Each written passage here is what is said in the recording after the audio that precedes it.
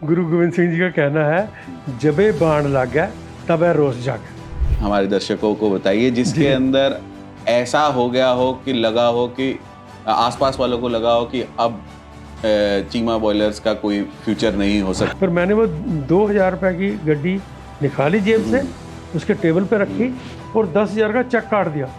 Bank में पैसा नहीं था। तो आगे के लिए चीमा बॉयलर्स में अभी आपका क्या प्लान्स हैं? हम लोग देखो, बॉयलर तो है ही है, हमने उसके साथ में ट्रेलर बनाने शुरू कर दिए। ट्रक के अंदर से इंजन खत्म किया जाए, उसको हाइड्रोजन और ऑक्सीजन का सिलेंडर रख के फ्यूल सेल लगा के बैटरी पे स्टार्ट किया जाए। कौन नेक्स्ट रहेगा जो आपको रिप्लेस करेगा, जो आपका अभी तक रोल? कोई है नहीं। हाँ जी। अभी तक कोई बना नहीं है, हाँ जी। लेकिन मैं चाहता हूँ कि कोई पैदा हो जाए। नहीं होगा तो कोई प्रोफेशनल को लेंगे। 2005 में मैंने 12 मेगावाट का पावर प्लांट लगा दिया राइस स्ट्रॉ पर।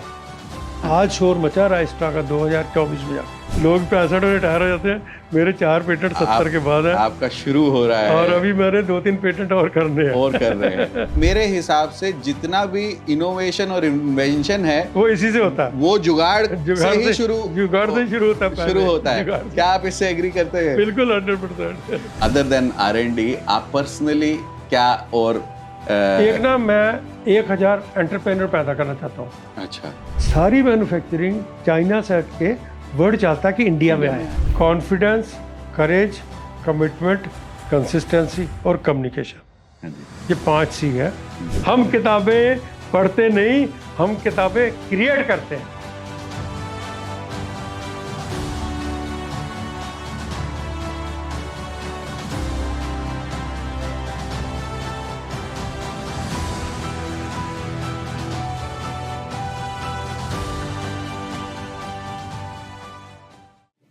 नमस्कार दोस्तों, आज मेरे साथ हैं हमारे बहुत ही बड़े इंडस्ट्रियलिस्ट जो कि बॉयलर जगत के राजा माने जाते हैं, डॉक्टर HS चीमा।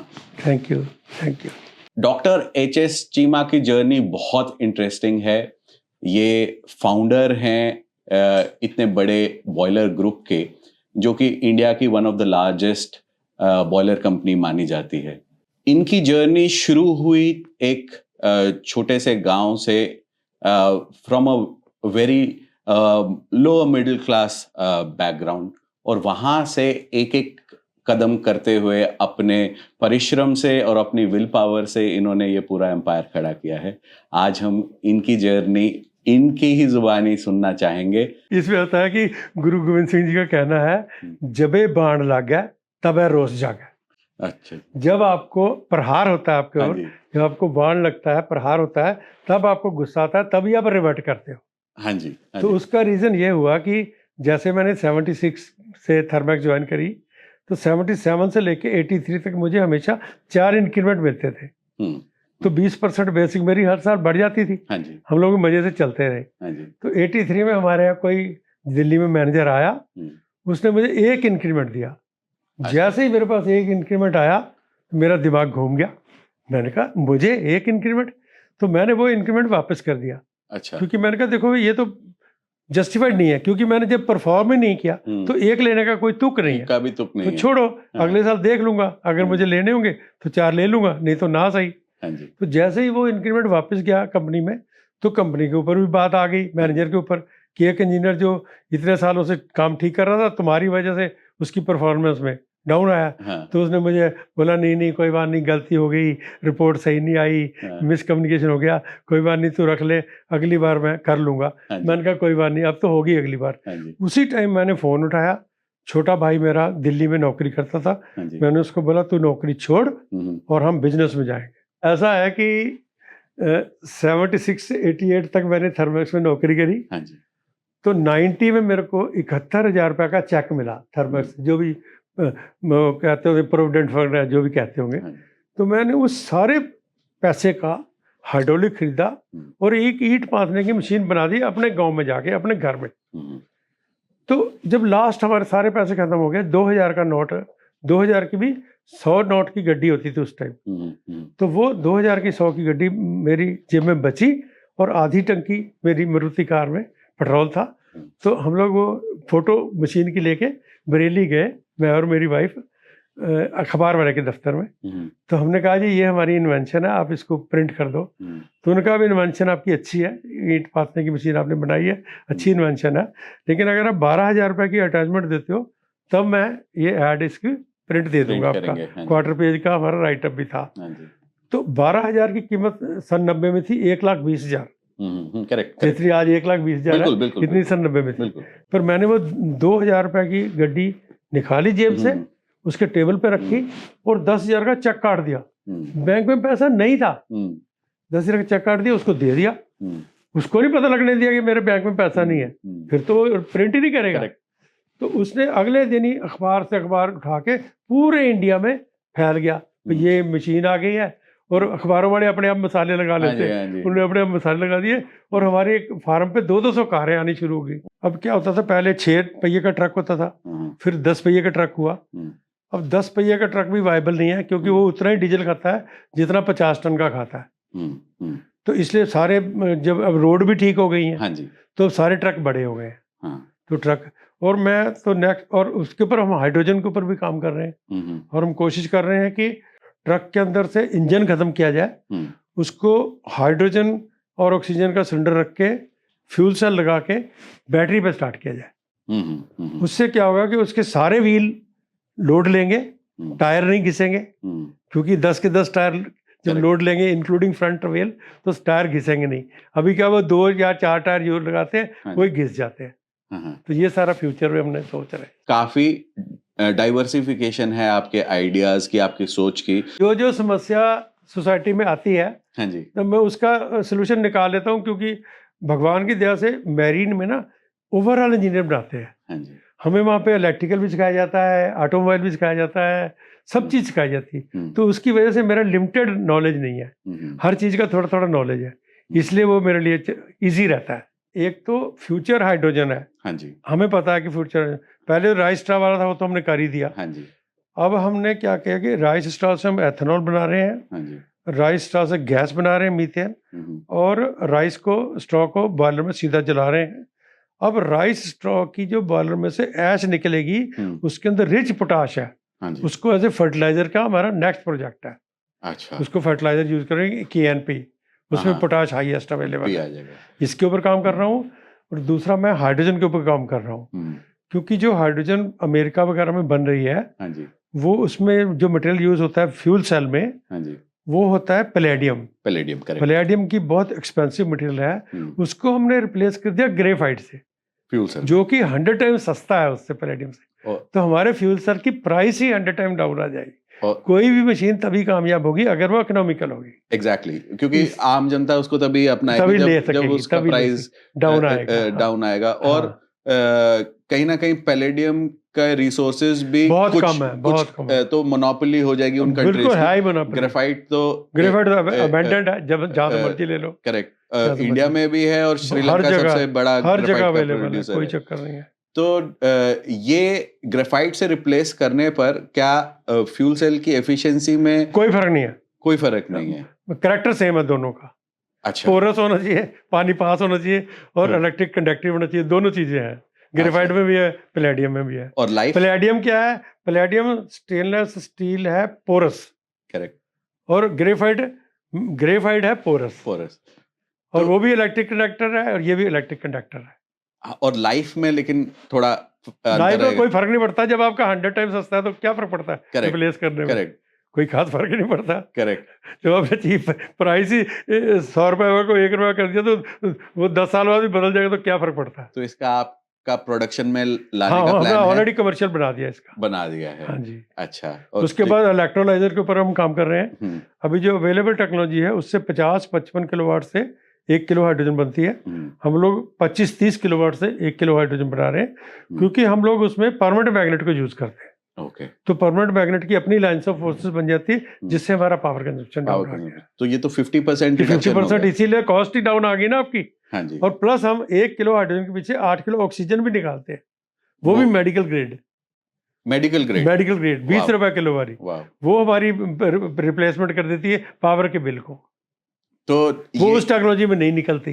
वो उसमें नहीं निकलती। हाँ, इस हमारी टेक्नोलॉजी निकलती है वो। सो इसमें मतलब आपका 2 आउटपुट निकल गए और दोनों ही वैल्यूएबल दोनों ही वैल्यूएबल हैं। हाँ, और ऑक्सीजन तो जैसे वो अभी मेडिकल ग्रेड है, पीछे क्योंकि वो तो उसको पीएसए के मुकाबले बहुत सस्ती है, सस्ती निकल पड़ेगी। ही रही है, करेक्ट। और 99.99% प्योर है, क्योंकि इस केस में तो वो एक बाई प्रोडक्ट हो गया। बाई प्रोडक्ट हो गया। सो जी। एक्चुअली स्पीकिंग उसका कॉस्ट हम नेगेट भी कर सकते हैं। नेगेटिव में जा सकती हाँ है, जी। हाइड्रोजन में जा सकती है।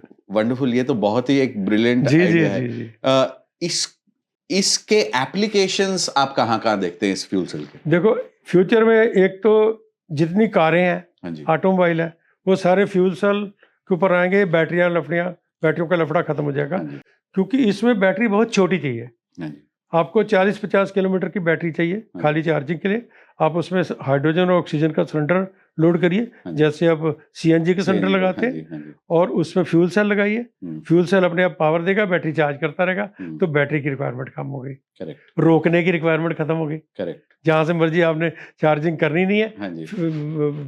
गैस डलवाया, हाइड्रोजन डलवाई, ऑक्सीजन डलवाई, चल पड़े। ये बात आपने एक बहुत इम्पोर्टेंट बात कही है, क्योंकि ये कहीं ना कहीं मैं देखता हूँ कुछ एंटरप्रेन्योर्स जो कि खासकर सेकंड जनरेशन में जाते वो हैं, यही नुकसान करते हैं। कंपनियां बिखर जाती हैं, क्योंकि वो जो ओरिजिनल एंटरप्रेन्योर रहते हैं वो जमीन से उठे होते हैं। हाँ। और जो सेकंड जनरेशन आती है वो कहीं से पैराशूट से आती है, तो उनका उस प्रकार का रिस्पेक्ट नहीं होता, बिल्कुल नहीं होता। और ना ही रिस्पेक्ट होता है, ना ही उनके उस प्रकार के एक्सपीरियंस होते हैं कि वो संभाल सकें। प्लस थोड़ा सा प्रोटेक्टेड भी रहते हैं, तो उनका जो उनके अंदर जिगरा अकड़ है, भी होती है, अकड़ उनको काम करने नहीं देती, दूसरे वाले फिर काम करते नहीं है। तो क्या यही सोच की वजह से आप चाहते थे कि वो पहले वो हमने इसीलिए पहले उनको भेजा, पर्पसली भेजा। हमने कहा 5-5 साल लगाओ भैया, बहुत अकल आती है, उसके बाद देखेंगे। ये तो तुम्हारा है ही, इसने कहाँ चले जाना। करेक्ट। तो फिर वो करने के बाद उनको जब आप यहाँ लाए, तो फिर यहाँ उनको किस रोल से आप ग्रूम कर रहे हैं, और कैसे अब तो उनको आगे पता की चल गया कि नीचे से स्टार्ट करना है। हाँ जी, हाँ जी। नीचे स्टार्ट करना है, ऊपर से स्टार्ट हो ही नहीं सकता। कौन नेक्स्ट रहेगा जो आपको रिप्लेस करेगा, जो आपका अभी तक रोल? कोई है नहीं। हाँ जी। अभी तक कोई बना नहीं है, लेकिन मैं चाहता हूँ कि कोई पैदा हो जाए। नहीं होगा तो कोई प्रोफेशनल को लेंगे। मैं आपसे पूछना चाहूंगा आपकी कुछ इनोवेशंस और आपके पेटेंट्स के बारे में। जी। हमें ये पता लगा कि आपके पास अराउंड 8 पेटेंट है हमारे पास, पेटेंट है, और 4 पेटेंट 70 साल की उम्र के बाद है। अब मैं 76 का हूँ। वाह वाह। लोग 65 में रिटायर हो जाते हैं, मेरे 4 पेटेंट 70 के बाद है। आपका शुरू हो रहा है, और अभी मैंने 2-3 पेटेंट और करने हैं। और कर रहे हैं। नहीं देखो, मैं तो 76 ईयर का हो गया हूँ। हाँ जी। मैंने कितना चलना है। हाँ जी। मुझे ज्यादा सोचने की जरूरत नहीं है। हाँ जी। लेकिन हाँ, ये है कि कंपनी को 10 साल में तो प्रोग्रेस करनी ही चाहिए। हाँ जी। तो अपना ही तो बॉयलर के ऊपर हम कर ही रहे हैं। जैसे कि हाइड्रोजन फायरिंग हो जाएगी, उसके बाद ट्रेलर आ गए, उसके बाद अभी और डिफरेंट लाइन के ऊपर काम कर रहे हैं। तो कोई ना कोई लाइन, कोई ना कोई अभी आगे हमारे और डॉटर्स हैं, 6 की 6 डॉटर्स हैं, तो सनी लाल आएंगे, उनमें से कोई निकल आएगा, तो अपने आप ही कोई ना कोई चल जाएगा, हो ही जाएगा। कॉन्फिडेंस, करेज, कमिटमेंट, कंसिस्टेंसी और कम्युनिकेशन, ये 5 C है। और किसी भी बिजनेस के लिए, इवन लाइफ में प्रोग्रेस के लिए, ये सारी चीज़ें बहुत बहुत इम्पोर्टेंट है। मैं तो बच्चों के साथ में मैंने प्रेजेंटेशन बनाई हुई है, मैं बच्चों के साथ में वो प्रेजेंटेशन शेयर करता हूँ कि मैंने इन 5 C को अपनी ज़िंदगी में कैसे यूज़ किया। पहले बात आती है करेज की। हाँ जी। तो मैंने देखो नेवी की कैप्टन की नौकरी छोड़ी है, तो करेज नहीं होता तो छोड़ता ही नहीं। हाँ जी। दूसरी बात आती है कमिटमेंट की। हाँ जी। अब जब मैंने अपने घर में आके कहा कि मैं नेवी की नौकरी नहीं करना चाहता, तो मेरे डैडी बहुत नाराज हुए, आपके भी होंगे। तो मैंने क्या किया कि अब उन्होंने कहा भी अगर तूने नौकरी नहीं करनी तो घर नहीं आना। तो मैंने क्या किया कि 30 अक्टूबर को वहाँ से नौकरी नेवी से छोड़ी, और 9 नवंबर में दूसरी नौकरी थर्मैक्स में दिल्ली में ज्वाइन करी, और अपना सामान दिल्ली के रेलवे स्टेशन के क्लॉक रूम में रखा। 8 बक्से थे। मैं घर नहीं गया, क्योंकि मेरी कमिटमेंट थी डैडी से कि अगर तूने नौकरी नहीं करनी तो बेटा घर नहीं आना। तो मैंने कहा घर नहीं आऊँगा जब तक जब मैंने क्योंकि नौकरी छोड़ी है। हाँ जी, तो अगर आप कमिटेड हैं हाँ जी, तो आप लाइफ लॉन्ग के लिए कमिटेड हैं, तो दूसरा आदमी आपको पकड़ लेता है। हाँ जी, तो ये हमारी सी वाली कहानी है। हम्म। तीसरी कॉन्फिडेंस की बात हाँ जी, सबसे इम्पोर्टेंट है। कॉन्फिडेंस में क्या हुआ कि जैसे मैं शिप में गया हाँ जी, तो मुझे पता चला कि अगर आपके पास कोई एक्स्ट्रा ऑर्डिनरी क्वालिफिकेशन होगी हाँ जी, तो आपके 5 मार्क्स एक्स्ट्रा हो जाएंगे। अच्छा, तो मैंने कहा भी एक्स्ट्रा ऑर्डिनरी, भाई मेरीन इंजीनियरिंग तो है, अब हम्म, एक्स्ट्रा क्या हो सकती है? हाँ जी, कहते भी अगर आपके पास ड्राइविंग लाइसेंस हो हाँ, तो आपकी एक्स्ट्रा ऑर्डिनरी मानी जाएगी, क्योंकि इमरजेंसी में आपके पास एक एडिशनल क्वालिफिकेशन है क्वालिफिकेशन है, कि आप गाड़ी भी चला गाड़ी भी चला सकते हो बड़ी। सकते। तो मैंने कहा भी कार का तो है, कार का नहीं कहता है, लाइसेंस हैवी चाहिए। हैवी चाहिए, हाँ हाँ, तो मैंने मैंने तब तक कभी भी चलाया ट्रक या बस को स्टीयरिंग को हाथ नहीं लगाया था। हाँ, ट्रैक्टर टूटर चला लेते थे। हाँ जी, तो मैंने अपने कैप्टन को, ये मैं बात कर रहा हूँ कॉन्फिडेंस की, हाँ जी, तो मैंने अपने कैप्टन को एप्लीकेशन डाली कि सर मुझे ड्राइविंग आती है, मुझे लाइसेंस इशू किया जाए। तो थोड़ा हम सरदार भी हैं, हाँ उसकी जी। एडवांटेज पड़ती है।